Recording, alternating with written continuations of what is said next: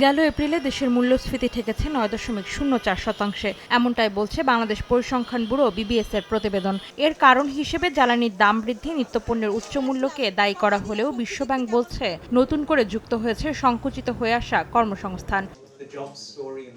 সোমবার রাজধানীর বনানীতে আলোচনা সভার আয়োজন করে পিআরআই ও বিশ্বব্যাংক। এ সময় বিশ্বব্যাংকের প্রতিবেদনে বলা হয়, দেশে নতুন কর্মসংস্থান তৈরি না হওয়ায় দুর্বল হয়ে পড়ছে শ্রমবাজার। ২০২৪-২৫ অর্থবছরে রাজস্ব আদায় নেমেছে গত ১৫ বছরের চেয়ে সর্বনিম্নে। কর জিডিপি অনুপাত কমে দাঁড়িয়েছে ৬.৯%, আর চলতি অর্থবছরের সম্ভাব্য জিডিপি প্রবৃদ্ধি দাঁড়াতে পারে ৩.৯%।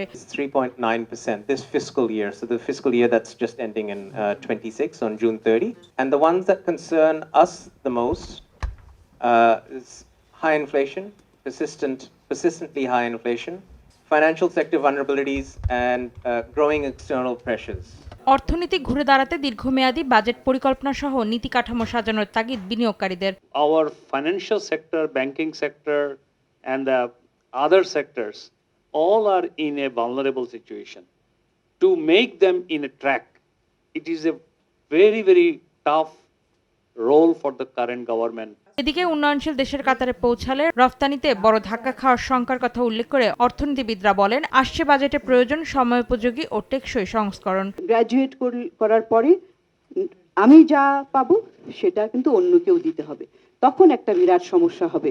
আমাদের যে ট্যাক্স স্ট্রাকচার এখন, যেটা কিনা ইনডিরেক্ট ট্যাক্সের উপরে ডিপেন্ডেন্ট, সেইখানে বড় একটা ধাক্কা। সেটার জন্য একটা সংস্কার দরকার।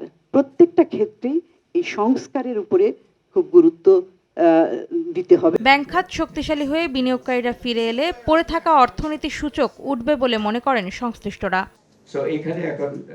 অন্তরা সেন, সময় সংবাদ, ঢাকা।